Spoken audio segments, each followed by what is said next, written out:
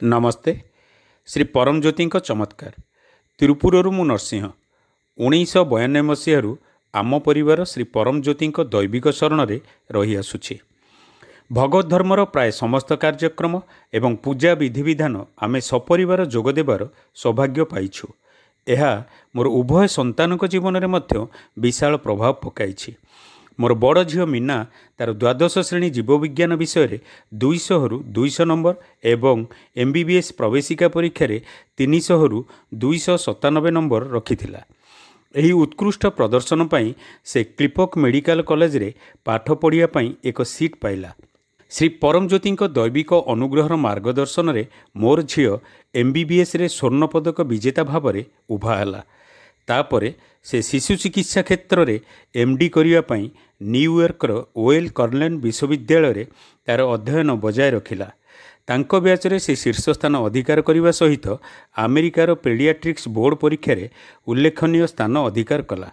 एबे से बांगालोर क्लाउड9 डाक्तरखाना रे जड़े परामर्शदाता शिशु रोग विशेषज्ञ भाव में कार्यरत अछि। मो सान झील रम्या उभय दशम और द्वादश श्रेणीर बोर्ड परीक्षा विद्यालय रे शीर्ष स्थान अधिकार करिथिला। से समग्र देश में इंग्राजी और भूगोल प्रतिभा संधान परीक्षा प्रथम स्थान अधिकार कला। वर्तमान से चेन्नईर IBM रे निर्देशक भाव में काम करुछि। श्री परमज्योति परम करुणारू से श्रेष्ठ प्रतिभा भाव में मान्यता पाइला एवं IBM रे सर्वोत्तम हेबा सहित तार वृत्ति क्षेत्र में अनेक गुड़िए पुरस्कार प्राप्त कला। डिसेम्बर 2017 रे मु मोर नाती नातुणी मानकु स्कूल आनिबा पई मो कार भीतर को जाउथिबा बेले हृदघातर शिकार हेली।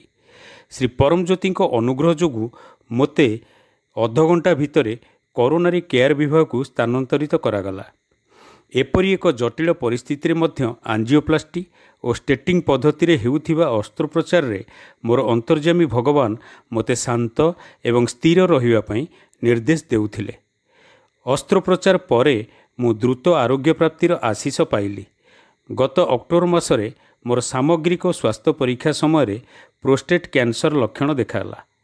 आहुरी मध्य MRI और बायोप्सी रिपोर्ट रु एक प्रोस्टेट कैंसर प्राथमिक लक्षण बोली निश्चित हैला।